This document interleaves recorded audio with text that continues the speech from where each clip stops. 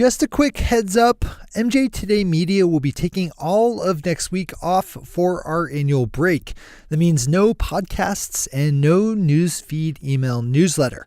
This is the only week we go dormant as a company, mostly because not much news really happens between Christmas and New Year's on relative terms. We'll be back in full production swing on Tuesday, January 2nd.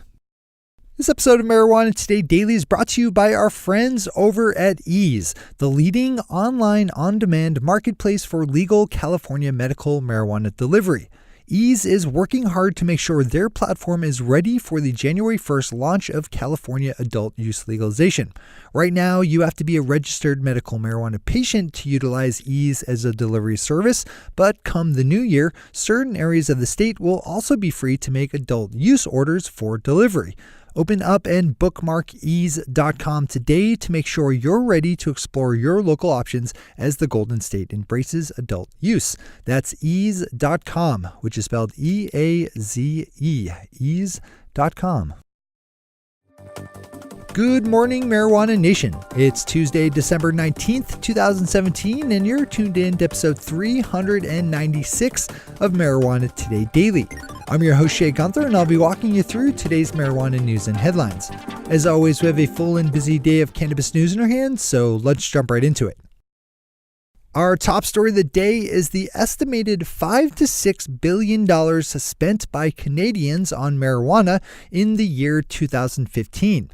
The estimate was just put out by Statistics Canada and includes money spent on both illicit adult use as well as legal medical marijuana. The statistical agency figures that Canadians used just under 700 tons of marijuana, or around 1.5 million pounds, and paid $7 to $8 per gram.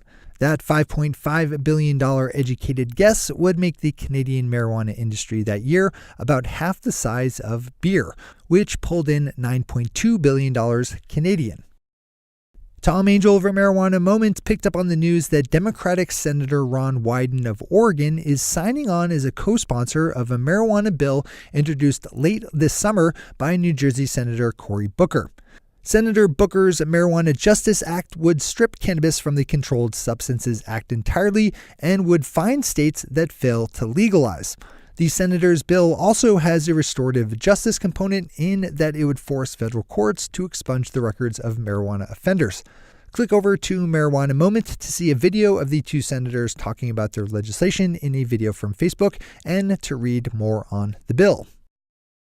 Our final top story of the day appealed to the environmentalist in me, with public radio station KAWL out of California's Bay Area writing a good long-form piece looking at the negative effects of mountainous cannabis cultivation plots on local watersheds in the northern part of the state. With legal marijuana making it even easier for cannabis farmers to carve out plots for growing cannabis in the mountains, streams and creeks are being diverted and routed into irrigation systems that often leave little to no water out at the end. This is a big issue for our industry, so I'd suggest clicking over for the full read. As always, we have all the news we cover linked to on our website at mjtodaydaily.com and on our Twitter account at mjtodaydaily. Those are our top stories for today. It's time for Marijuana Today Daily Headlines Blitz. Before we blitz it in headlines, let's quickly thank our sponsor Ease, the leading online on-demand marketplace for legal California medical marijuana delivery. Ease is working hard to make sure their system is ready for the January 1st transition to legal adult use marijuana in the Golden State. Open up and bookmark ease.com today to make sure you're ready to explore your local options as soon as the new year turns over. Today, ease.com makes it really easy for registered medical marijuana patients in California to find top quality medical marijuana products for delivery, and they're excited about the opportunity to serve adult use customers just the same. One more time, that's ease.com, which is spelled E-A-Z-E, ease.com. All right, time for the blitz. Bruce Barkott over at Leafly pulled together a good outline showing where adult use customers will be able to shop in the state of California on January 1st. Regular listeners know that the state is covered in a patchwork of differing cannabis policies, with some areas ready for adult use sales to take place on the new year, while others are still bogged down by bans on medical dispensaries. Bruce's piece lists both the stores that have been pre-qualified to sell adult-use marijuana, as well as some of the state's largest cities, along with how they're handling things on the cannabis front. Keeping the Leafly train rolling, Sam Riches has an informative piece up about the efforts within Canada's First Nations to use marijuana legalization as a force for community economic development. Another good click over. One of the longer-running stories in legal cannabis over the last year has been the threat of a crackdown from U.S. Attorney General Jeff Sessions, who is well known to be stuck in the 1950s in terms of his views on marijuana policy. Attorney General Sessions makes headlines whenever he mentions marijuana, but has done little so far to actually go after legal cannabis. Later this week, we face the possibility of the Rohrabacher-Blumenauer Amendment lapsing alongside governmental funding, which would free the Department of Justice to go after state legal medical marijuana. While this is certainly something to be aware of, Jacob Sullum over at Reason.com makes a decent case that Sessions will maintain his hands-off approach to legalization, medical or otherwise. I think the argument that resonates with me the most is that Sessions has been free all this time to go after adult use cannabis, but hasn't.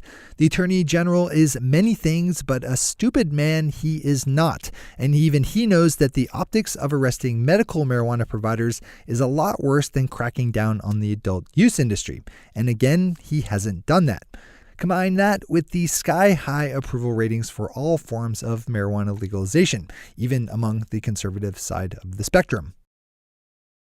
Marijuana Business Daily's chart of the week lays out the huge growth in Michigan's pool of registered medical marijuana patients, which more than doubled in size from 2014 to 2016 by jumping from 96,408 people to 218,556.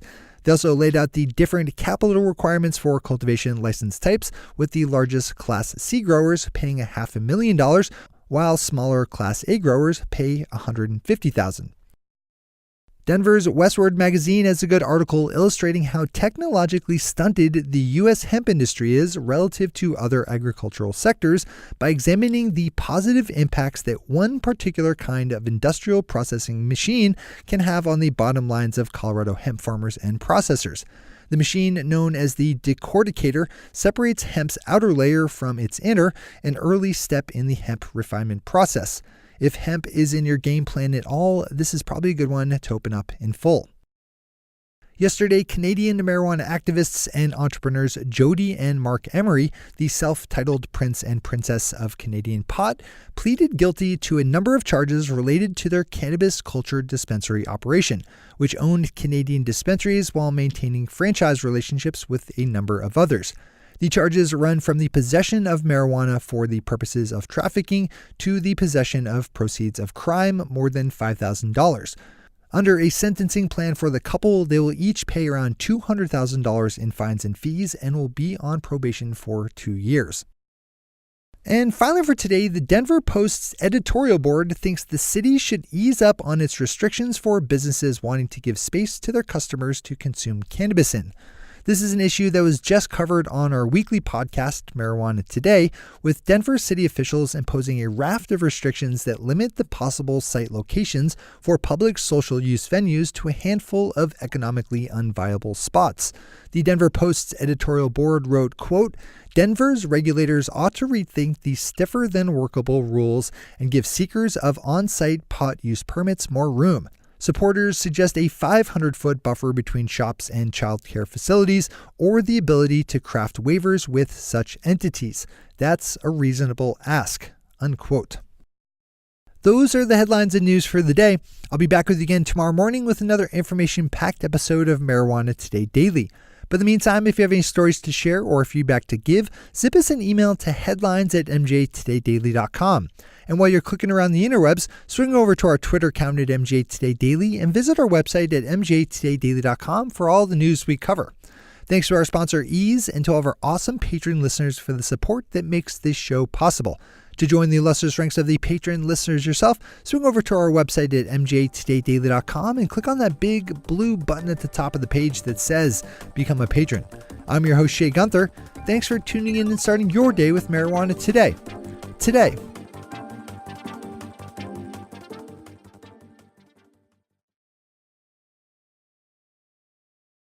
One take, Shay. One take.